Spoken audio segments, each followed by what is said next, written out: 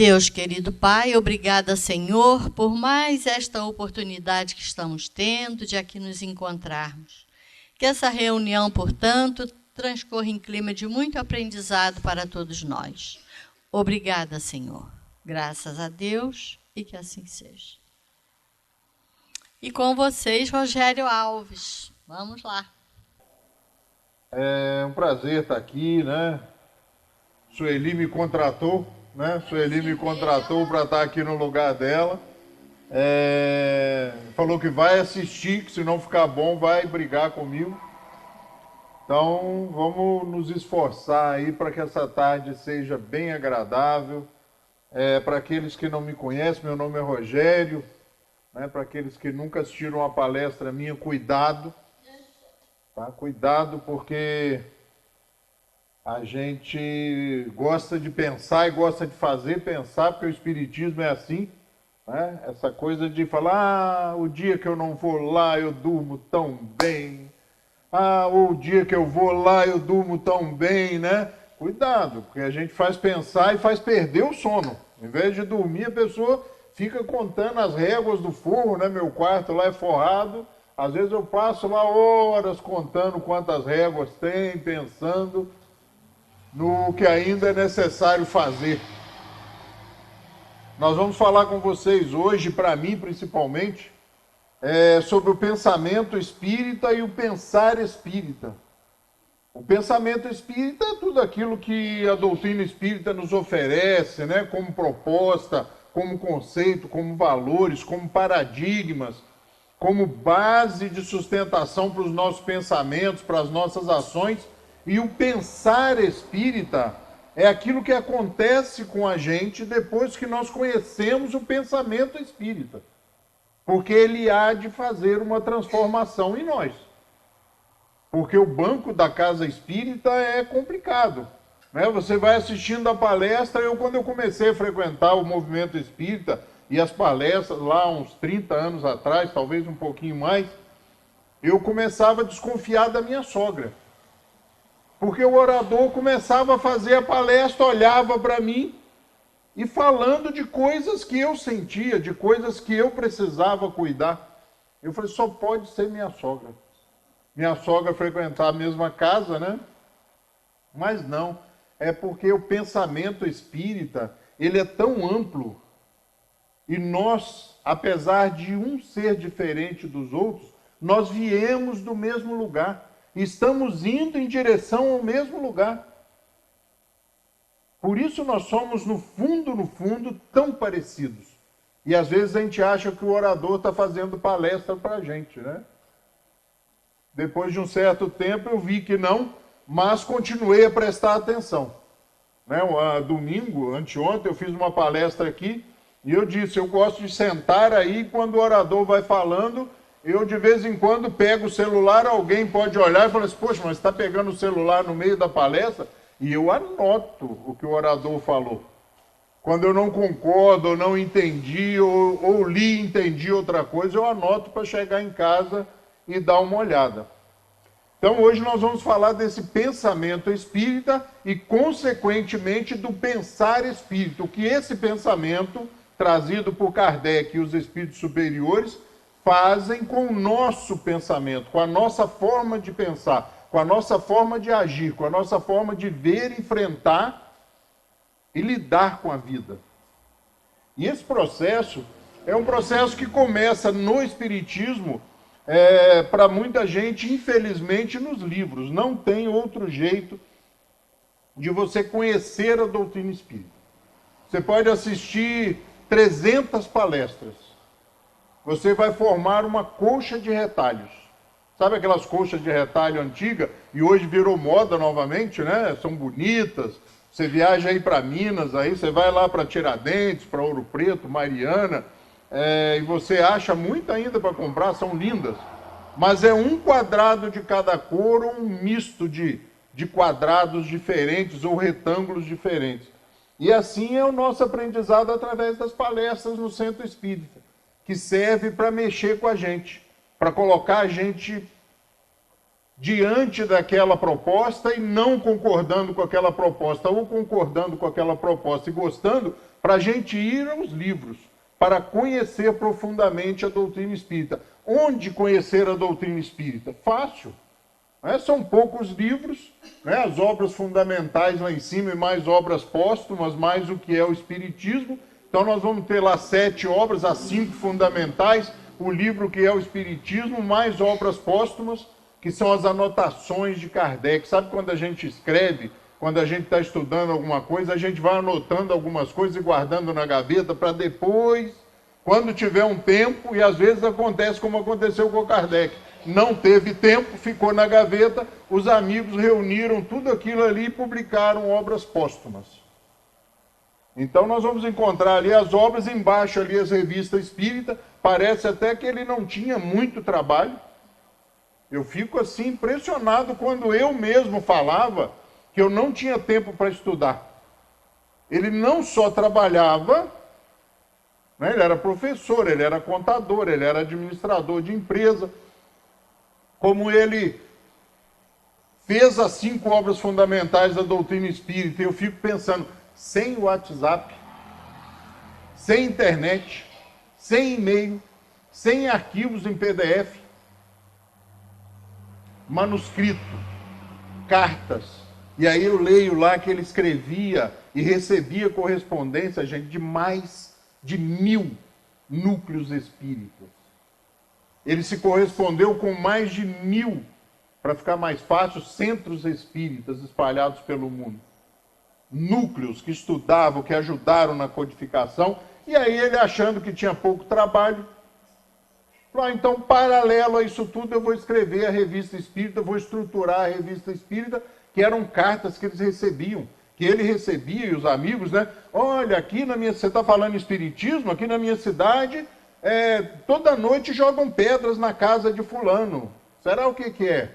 Aqui na minha fazenda, meu gado está morrendo. Será que é a influência dos espíritos? Que as pessoas começavam a ouvir, né, de espiritismo, e escrevia, ele respondia, ele estudava, ele visitava, e sai ali a revista espírita. Então é um trabalho monumental. Fala, poxa, mas para conhecer a doutrina espírita, vou ter que ler isso tudo? Comece e depois me fala. Não dá para parar, gente. Eu estou envolvido nisso aí há 20 e tantos anos, 30 anos, e eu começo a ler e começo a pensar que eles reescrevem isso de vez em quando. Porque de vez em quando eu me deparo com coisas que eu não me lembro de ter visto antes. Ou de ter lido e não ter entendido, da mesma forma que quando eu leio novamente. Essa doutrina ela é muito específica, muito interessante, a ponto de Kardec dizer para a gente, nos seus escritos, eu sou muito amigo dele, não passo um dia sem ler Kardec. E ele diz para a gente, nos seus escritos, nas suas anotações, que a doutrina espírita tem uma característica diferenciada. Porque quando ele forma o primeiro núcleo espírita em Paris, que é considerada a primeira casa espírita, né? O Centro de Estudos Espíritas Parisiense, ele diz que lá tinha protestantes, católicos, judeus e outras infinitas denominações, incluindo ateus e materialistas convictos, que estudavam o espiritismo na mesma sala, tranquilamente. E é assim.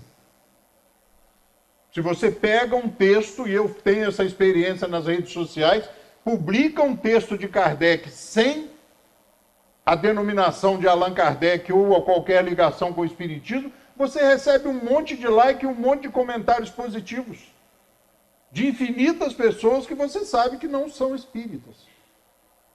Isso acontece nos grupos lá do Laje, do Lar Abrigo Amor a Jesus. Às vezes eu publico no grupo de funcionários, a grande maioria são protestantes, eu tiro lá, eu saco lá um pedacinho de um texto, publico no grupo dos funcionários e todo mundo contente, feliz com as ideias de Kardec.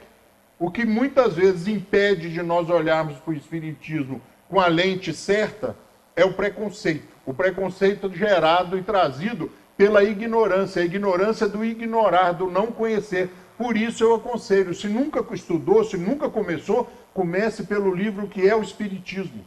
Kardec já escreve esse livro para falar com a gente assim, olha, e ele fala isso no final, lá no arremate do livro, nas últimas frases, ele diz assim, leu, gostou, concordou com as ideias, vai em frente. Não gostou, não concordou, pare por aqui. Não vá à frente.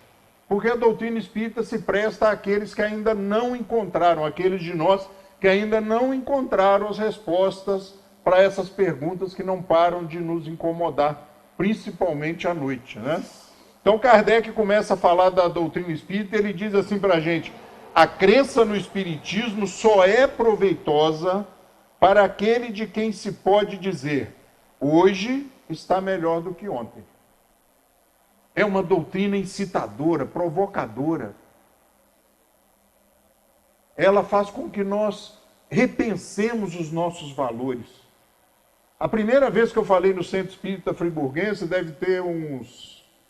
Melhor nem falar, né, Ângela, quantos anos tem? Há muitos anos atrás, me trouxeram para falar aqui, 2 amigos me trouxeram para falar aqui pela primeira vez, há muitos anos. E eu falei sobre o pobre de espírito, no Evangelho segundo o Espiritismo. E pela primeira vez eu entendi uma colocação que sempre me chamou a atenção no Evangelho, mas quando eu li o Evangelho segundo o Espiritismo, eu compreendi que o pobre de espírito aqui Jesus se referia é aquele homem corajoso, disposto, pronto a rever os seus valores, corajoso em dizer, eu estava errado e vou rever os meus valores. Então a doutrina espírita traz algumas diferenças.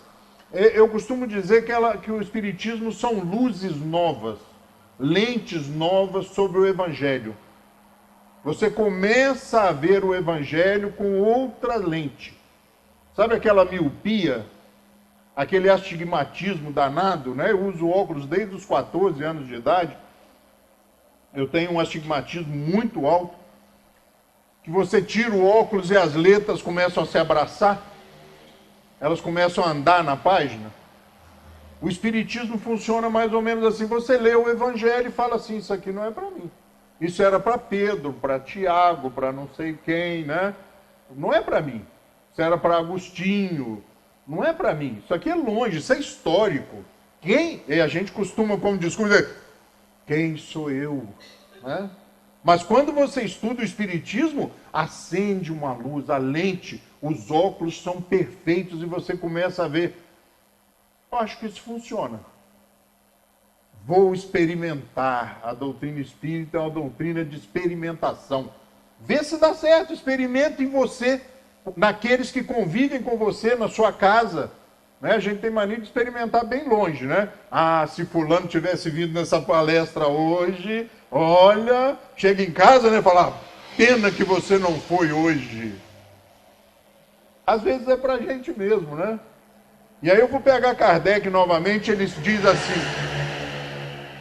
diz assim pra gente, o espírita deve, diante de seus oponentes, esforçar-se em mostrar por seu próprio exemplo o que a doutrina espírita é.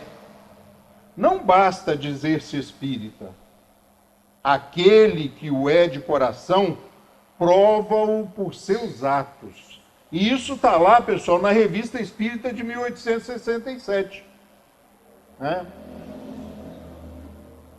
E por isso eu falei de nós levarmos com a gente o que a gente ouve, o que a gente estuda, o que a gente experimenta no Espiritismo. Levar para a oficina. Onde é a oficina mais próxima? Em casa. No domingo mesmo eu disse aqui, olha, experimente.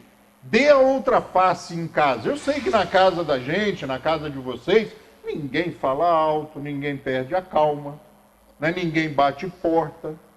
É todo mundo tranquilo, espírita, todo mundo calmo, todo mundo se entende, né? Aquela paz. Os vizinhos acham que nem tem morador na casa. Mas, na casa de alguém, quando alguém gritar, quando alguém se alterar por algum motivo, fale baixo. calma. O que está acontecendo? Calma. E a pessoa automaticamente não vai ouvir. E ele vai dizer, o que foi que você falou, mas o tom já vai ser mais baixo. É dessa outra face que Jesus falava, né, seu Luiz? Mostrar que pode ser de outro jeito. A gente começa a perceber o que Jesus queria dizer para a gente. Porque ele não queria montar uma religião, trazer novos valores, olha, mudar o mundo instantaneamente, não. Ele queria que cada um de nós começássemos a experimentar os seus conhecimentos, porque ele é muito mais experiente. Ele também nasceu e foi criado simples e ignorante lá no começo como nós. Só trabalhou mais, caminhou mais, é muito mais velho como espírito e está naquela posição dele.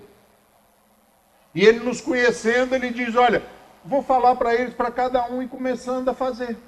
E aí nós vamos nos transformando, nós vamos nos mudando através da mudança do pensamento, e no nosso caso específico do pensamento espírita. Começamos a pensar e a agir de forma diferente e começamos a afetar aqueles que estão ao nosso redor. E isso é uma onda propagadora, isso vai se alastrando. E é essa transformação que Jesus espera quando ele diz, cabe a vocês a implantação do reino de Deus na terra. Nós temos aqui no Friburguense falado muito, sabe, a Valéria, o Sandro, a Sueli, eu mesmo, nós temos falado muito de lei de progresso. Teve uns 2 meses aí que, sem combinar, nós só falávamos de lei de progresso. E é disso especificamente que nós estamos falando, dessa capacidade que nós temos de parar um pouquinho, respirar e olhar um pouquinho para dentro de nós mesmos, né? Os psicólogos adoram, né? Introspecção, esse olhar para dentro. E ver como nós já nos transformamos nesta encarnação, nos últimos anos, como nós já mudamos. Eu fico assustado. Eu brinquei aqui no domingo, como eu era bobo, né? Alguém de vocês pode estar pensando, mas você ainda é bobo. Imaginem como eu era 20, 30 anos atrás.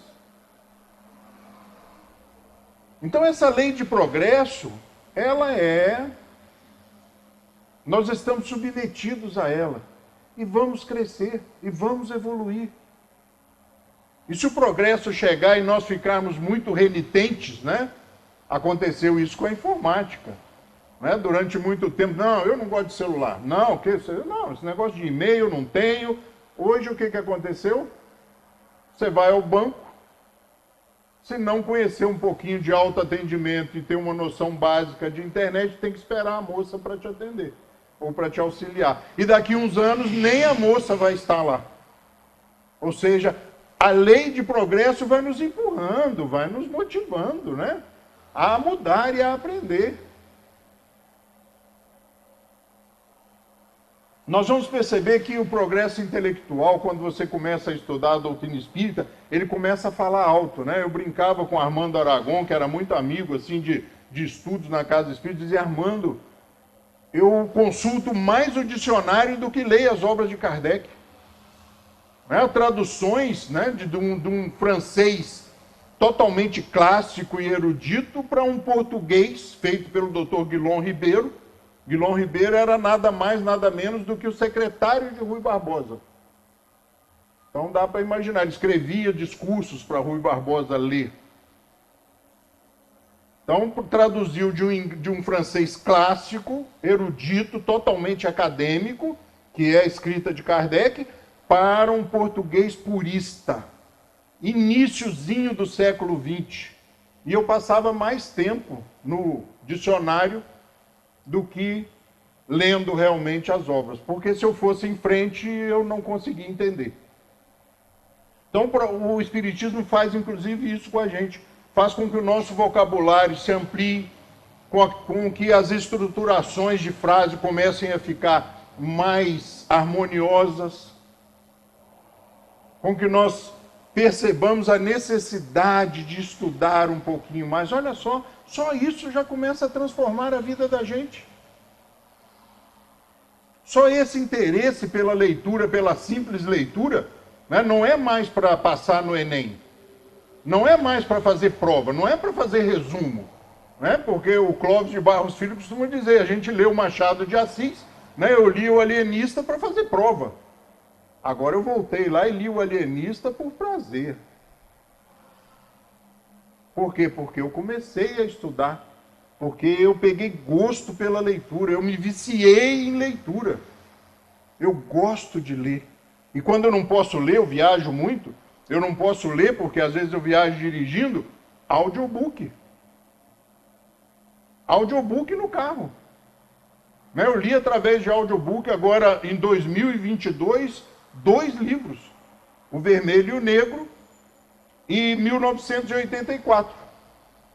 Só através de audiobook. Então você vai ganhando essa necessidade, esse prazer de ler por ler. Eu fui ler O Pequeno Príncipe há 2 anos atrás, gente. A minha vida inteira eu ouvi falar, o Pequeno Príncipe, não, é muito bom esse livro, é uma beleza, e nunca tinha lido.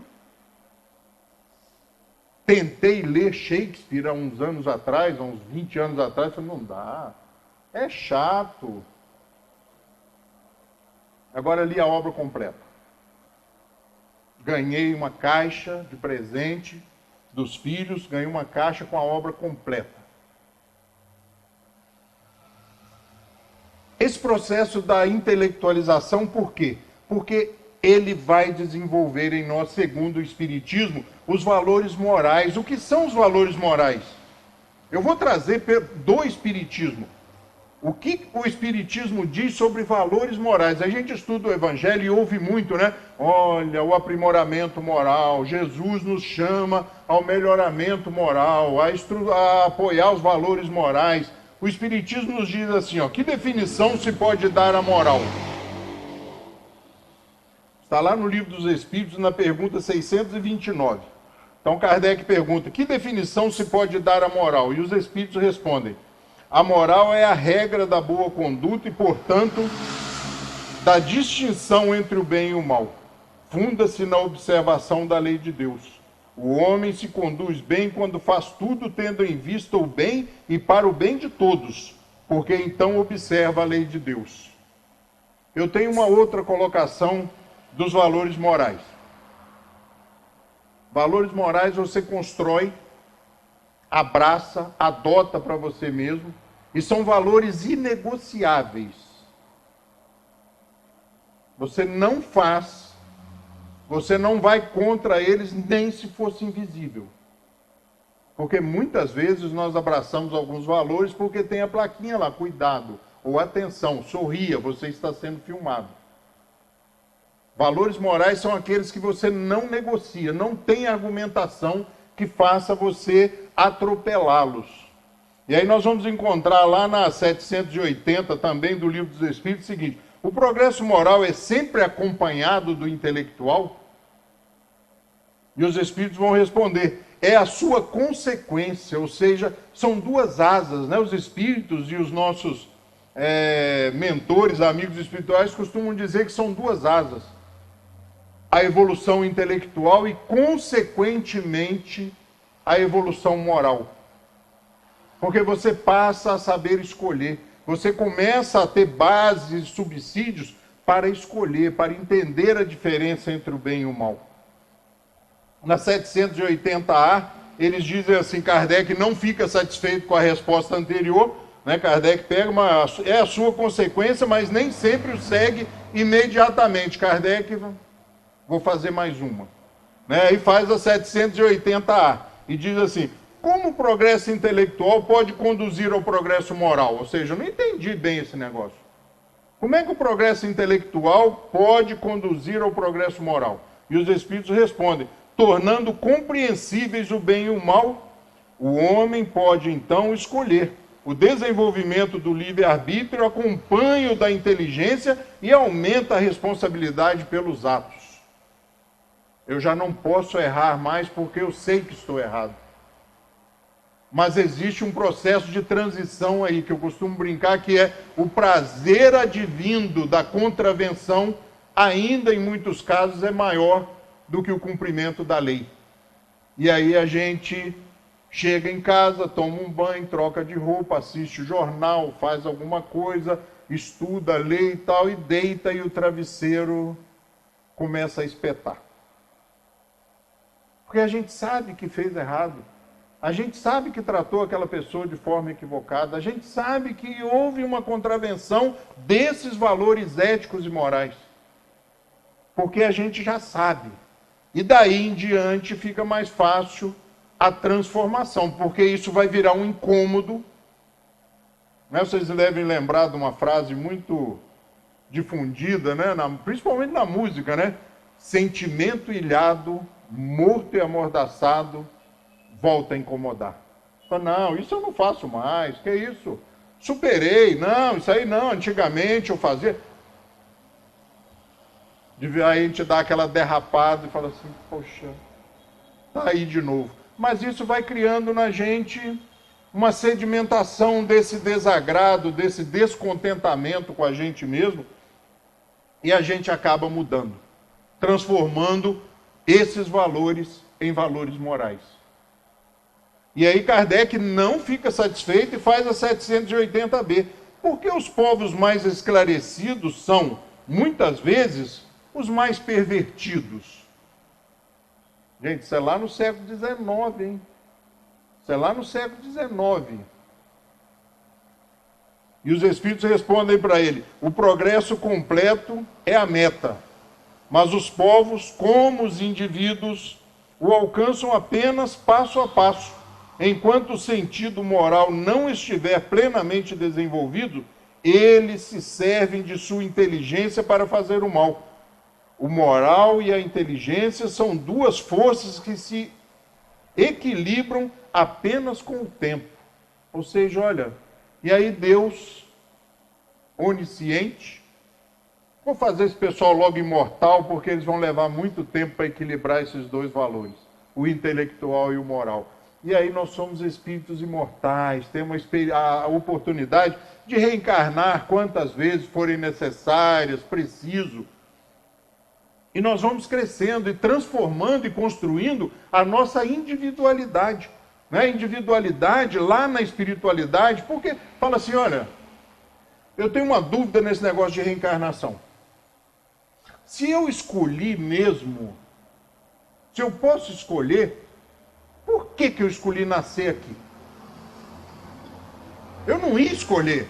Ah, mas quando nós estamos lá no plano espiritual, vivendo a vida na erraticidade, a gente fica mais corajoso.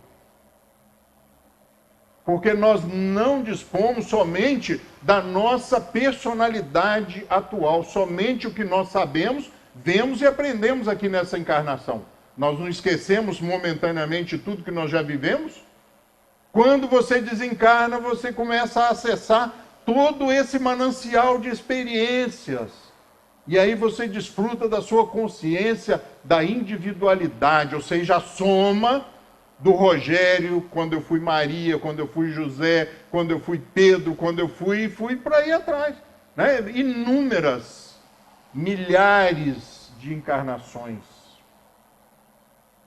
E aí eu fico mais corajoso, minha visão fica mais dilatada, mais ampliada, eu consigo ver melhor os objetivos.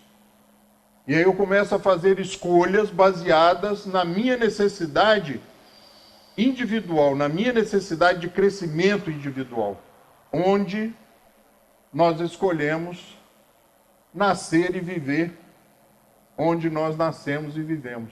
Meus filhos, quando eram pequenos, eu sempre fui muito positivo, vou usar a palavra positivo para não falar impositivo, e eles diziam assim, eu não pedi para nascer aqui. Eu falei, não, vocês lembram da aulinha lá no centro? Pedir e nascer no lugar certo.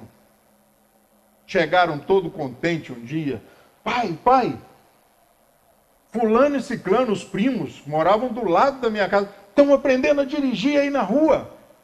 Você vai ensinar para a gente? Eu falei, não. Como não? Calma, vocês não vão dirigir antes da idade certa, muito menos sem habilitação. Então calma, quando vocês tiverem a idade, vocês vão entrar na autoescola ou eu vou ensinar. Já vou avisar, não vai dar certo eu ensinar. É melhor um professor. Quando vocês tiverem a idade, por isso que eu falo, eu não pedi para nascer, você é muito difícil. Olha, vocês só erraram por um número. Desculpe, apertei aqui sem querer. Vocês só erraram por um número. Vocês podiam ter... Ih, gente, fiz uma bagunça, hein? Vamos achar aqui. Vocês só erraram por um número. Vocês nasceram na casa do lado. Vocês pedissem direito, tinha nascido lá, estavam lá na rua aprendendo a dirigir. Nascemos onde temos que nascer, dentro do contexto, porque nós temos uma outra visão e os nossos valores são outros. E aí a gente pega tudo isso e a gente vai se deparar com essa frase de Agostinho. Essa intimidade eu acho talvez pela idade, Santo Agostinho, né?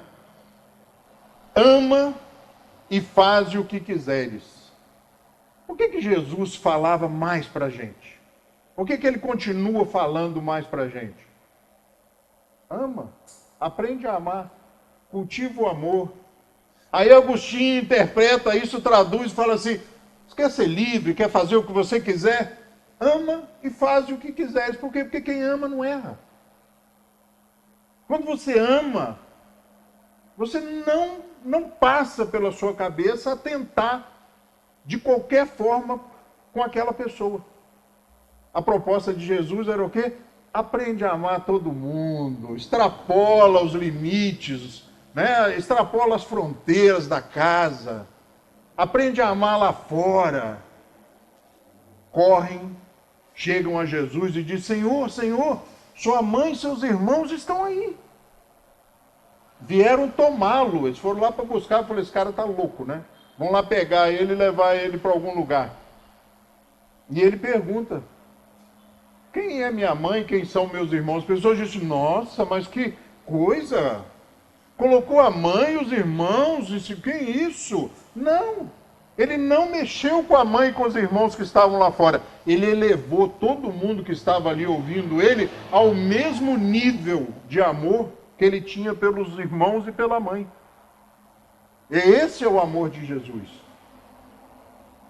A proposta é aprender a amar. Por isso a gente tem tantas refregas, tantos conflitos, tantos burilos, né, que a gente enfrenta na vida, e tantos arranhões que a vida nos provoca ou se nos propõe para a gente aprender a amar. Então como é que eu não erro? Como é que eu faço para não errar? Ama e faz o que quiseres. Ou seja, é a sedimentação dos princípios e dos valores morais. Aí nós fugimos dos valores éticos. Agora são valores morais. Ama e faz o que quiseres. E aí nós vamos achar lá na introdução do Livro dos Espíritos um pequeno texto que diz assim, olha, o verdadeiro espírita vê as coisas deste mundo de um ponto de vista tão elevado, elas lhe parecem tão pequenas, tão mesquinhas, a par do futuro que o aguarda. A vida se lhe mostra tão curta, tão fugaz, que, aos seus olhos, as tribulações não passam de incidentes desagradáveis no curso de uma viagem. Essa é a função do Espiritismo. Fazer com que nós compreendamos realmente, interiorizemos a tal da reencarnação. Se nós perguntarmos aqui, todo mundo vai se dizer reencarnacionista, acreditando na reencarnação. Se nós ficarmos ali na calçada e perguntarmos até esse motoqueiro, ele vai falar, não, eu acredito na reencarnação. Você vai encontrar em festas, em grupos familiares, Natal, né? Nós passamos o Natal outro dia. Aí reúne todo mundo, vem parente de outros lugares, aquela festa, né? Não é muito comum mais, mas ainda acontece. E aí você sabe que aquela pessoa é protestante, é católica, ou não tem nenhuma ligação mais profunda com nenhuma religião. E ela diz assim no comentário, fala, olha, o negócio está feio, está difícil, eu na outra vida eu devo ter sido... E aí eu fico olhando, né? Sei que o cara é católico e fala, na outra vida, mas não teve outra vida. Se você for olhar os postulados católicos, não teve outra vida. Então, na próxima, não vai ter próxima. Você não é protestante? Não tem próxima. O que eu quero dizer é que a reencarnação ela é tão razoável, ela é tão coerente, que mesmo as pessoas que não deveriam acreditar, buscam acreditar e a aceitam como uma realidade. Por quê? Porque aconteceu no Espiritismo o que os Espíritos falaram para Kardec lá em 1855, 56, 57, 857. Kardec, entusiasmado com a venda do Livro dos Espíritos, a procura das obras, não dava conta de editar. Imagina uma gráfica em 1857, 58, devia ser uma coisa quase que artesanal. Então não dava conta, a procura era maior do que a produção dos livros. Kardec chega para os espíritos entusiasmados e fala, olha, levando-se em conta que já contamos milhões de espíritas, devo crer que o espiritismo é a religião do futuro? Ou seja, com o passar dos anos, nós estamos aí há 4, 5 anos, nós já temos milhões de pessoas só na França, nos Estados Unidos, nos países ali próximos, Espanha. O que vai acontecer no futuro? O espiritismo é a religião do futuro? E os espíritos respondem para ele, não, é o futuro das religiões. Ou seja, o espiritismo fugiu do centro espírita. Esses valores estão no Globo Repórter, estão nas novelas, estão no cinema, estão nas revistas, estão nos livros. Principalmente a reencarnação. As pessoas dizem, não, na Globo deve ter um monte de diretor espírita. Não, gente, é porque vende. Vende. Reencarnação vende. Quem aqui, há alguns anos atrás, ele não assistiu Ghost? Ah, meu Deus do céu. Que coisa linda o filme. Quer dizer, deram vestimenta ali, aos conceitos e às propostas espíritas totalmente equivocadas, mas foi necessário para a cinematografia, para trazer para o cinema, foi necessário dar aquela vestimenta. Eu digo que a pessoa que escreveu estudou. Ele não era leigo, ele não era bobinho. Mas então Kardec diz isso para a gente. Como é que nós vamos ser o verdadeiro espírita? Que começa a olhar o mundo com outras lentes, sobre outro prisma, sobre outra ótica. Porque nós passamos a pensar de forma diferenciada. Nós passamos a olhar o mundo e a ver as coisas com outros olhos. Eu brinquei aqui no domingo que a gente anda em Friburgo, cidade calma, tranquila, esse trânsito harmônico. E aí as pessoas param no cruzamento, e você olha para o motorista, ele concede a vez para você, para o pedestre atravessar mesmo fora da faixa. Essa coisa boa, Não dá nem vontade de você exercitar o pensamento espírita. A gente ouve falar que lá na marginal do Tietê, as pessoas botam a mão para fora, xingam, falam impropérios, a gente ouve falar.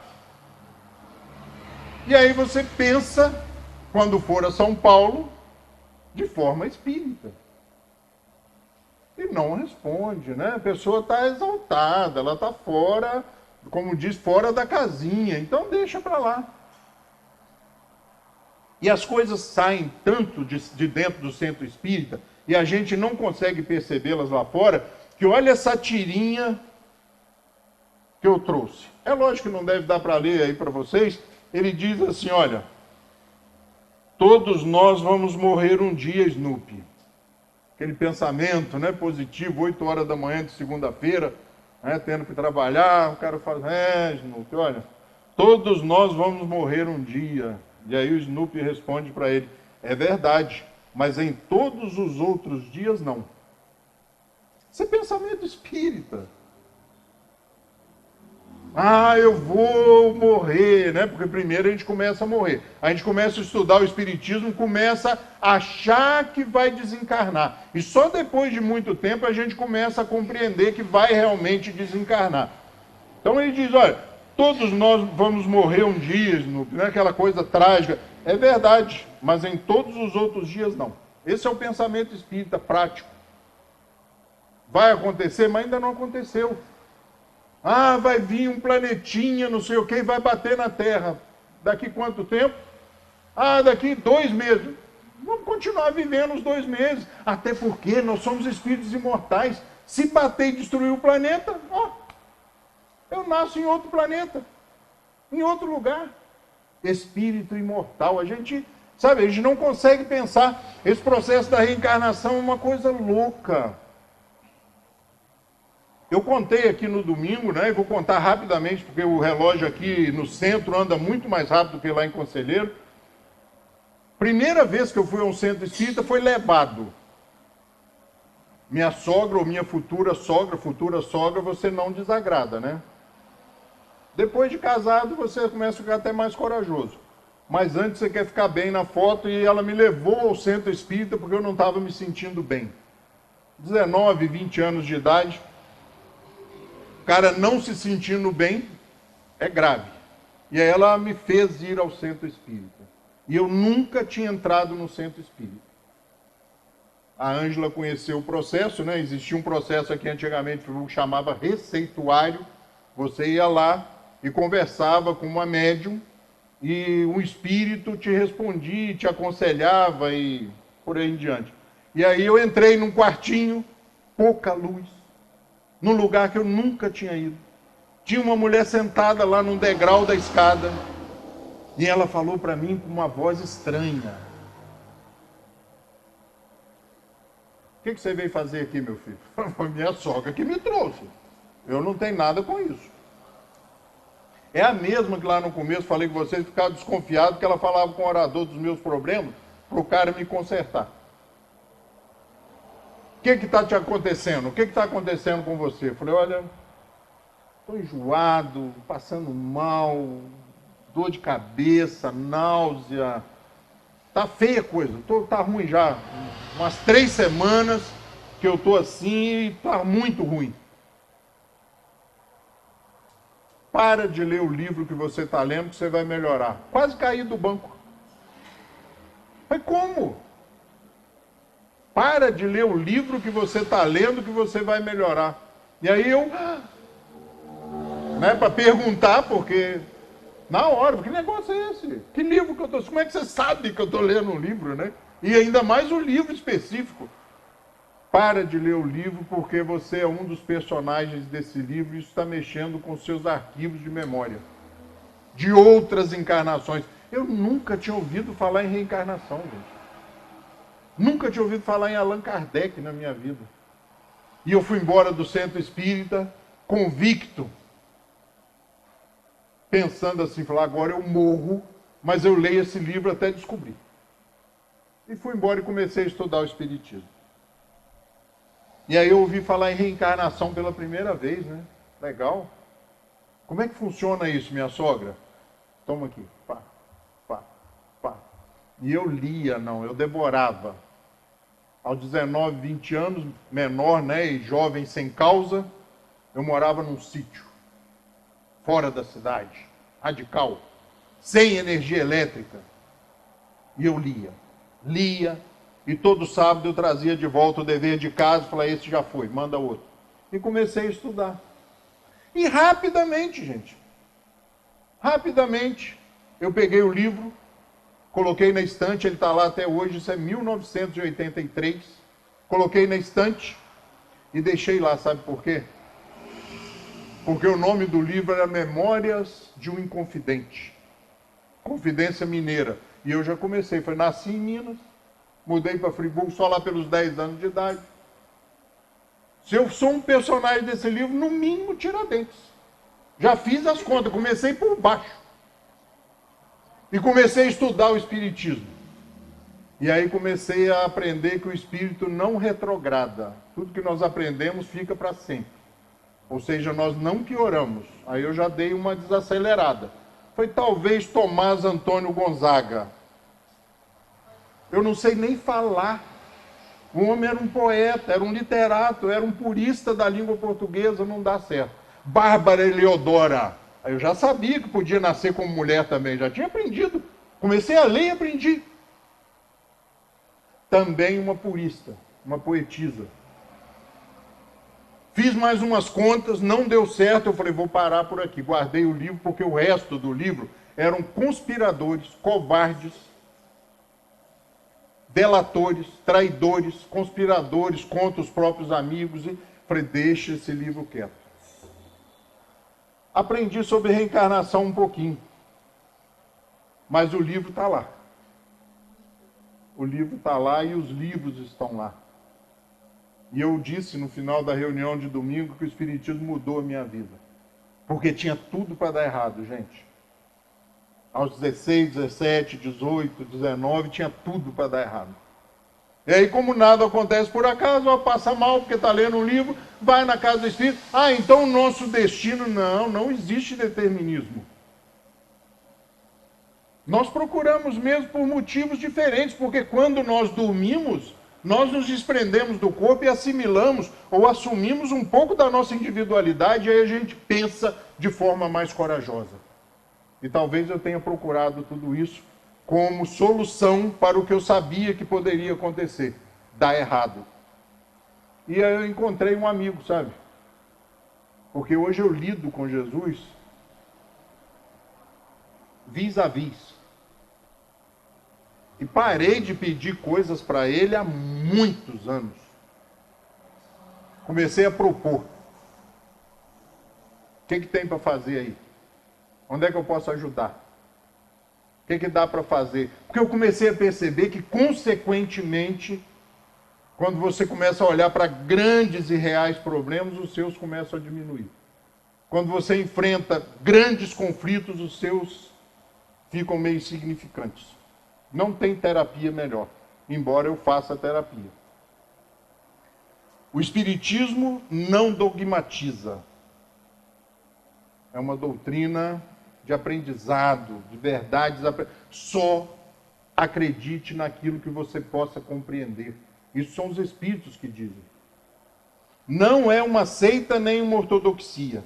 É uma filosofia viva, patente a todos os espíritos livres e que progride por evolução. Você vai aprendendo gradativamente. É o mapa da mina. Sabe aquele labirinto que às vezes você levanta de manhã e fala assim, para onde eu vou?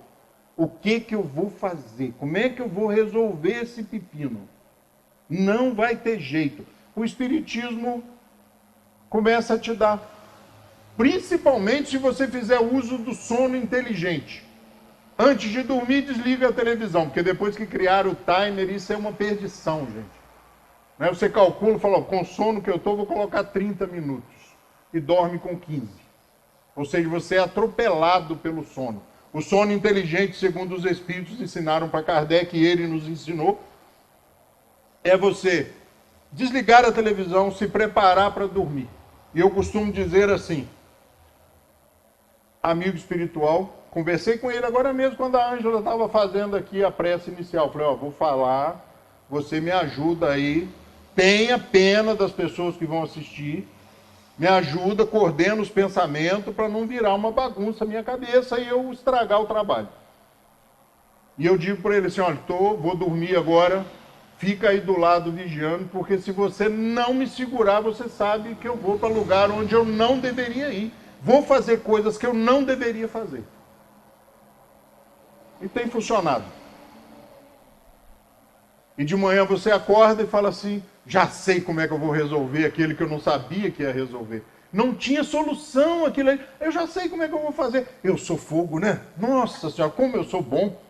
Bateu papo com os amigos espirituais a noite inteira. Encontrou com o avô, com o pai, com aqueles que já nos antecederam no túmulo. Já levou um monte de bronca, puxão de orelha, cascudo. E aí levanta de manhã achando que é o must, né? O fera.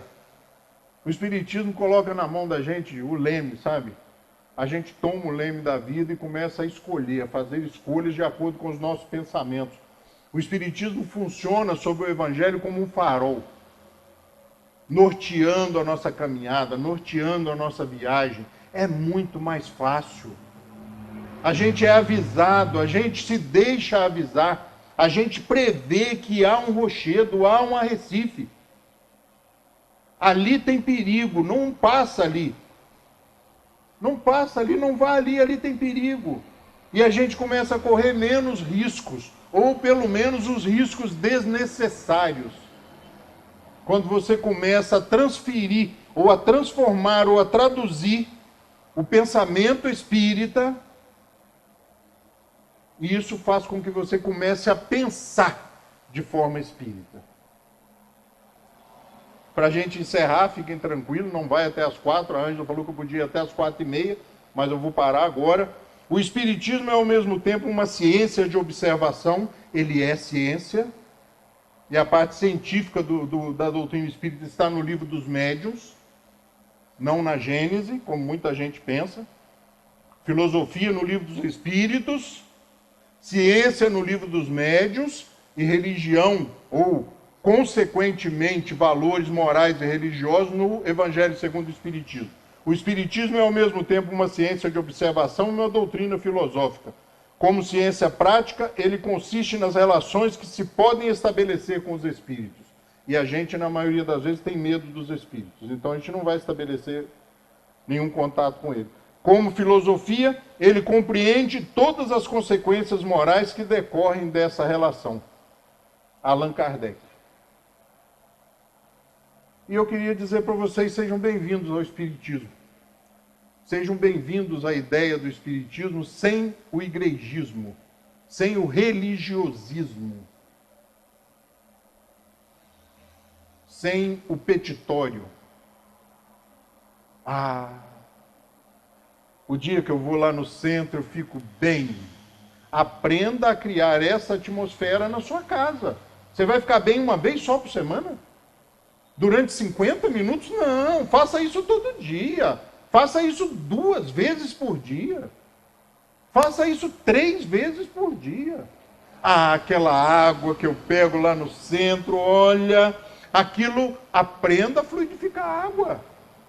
É uma doutrina viva, incitadora, provocadora, desafiadora. Mude a lente dos seus óculos. Veja a ciência como um processo filosófico, um processo científico que vai nos levar, por consequência, aos valores evangélicos, aos valores éticos, morais, contidos no Evangelho. O Espiritismo é um caminho libertador. Sabe, a gente começa a lidar com os espíritos, deixa de ter medo dos espíritos. Eu falei agora mesmo que a gente, na maioria das vezes, tem medo dos espíritos. Né? Quando o dirigente fala assim, olha, os lugares vazios certamente estão repletos de espíritos. O cara levanta e vai embora. Fala, o quê? Tá. Vou embora agora. E o convite é constante. E eu costumo brincar, já tem muito tempo que eu não falo isso. Jesus tinha mania de, no final do dia, ficar na praia, sentar lá nos barcos, né? Esperar o pessoal. Eles vão passar aqui. Eles vão vir falar comigo. Sentava lá na pedra, ficava lá, desavisadamente. E eu costumo dizer o seguinte, que ele tenha só um pouquinho mais de paciência. E dizem que ele tem muita.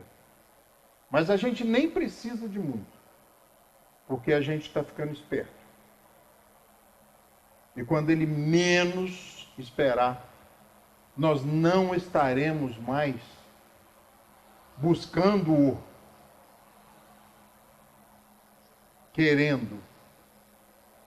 Nós vamos buscá-lo e ao seu lado, ombro a ombro, vis a vis, olhos nos olhos, nós vamos perguntar para ele: onde eu posso ser útil? E ele vai responder: meu filho, olhe lá fora, na sua rua, no seu bairro, no seu condomínio. Todas as vezes que você ajudar, amparar, socorrer, visitar, vestir ao menor dos seus irmãos, é a mim que você vai estar fazendo. Uma boa tarde para vocês.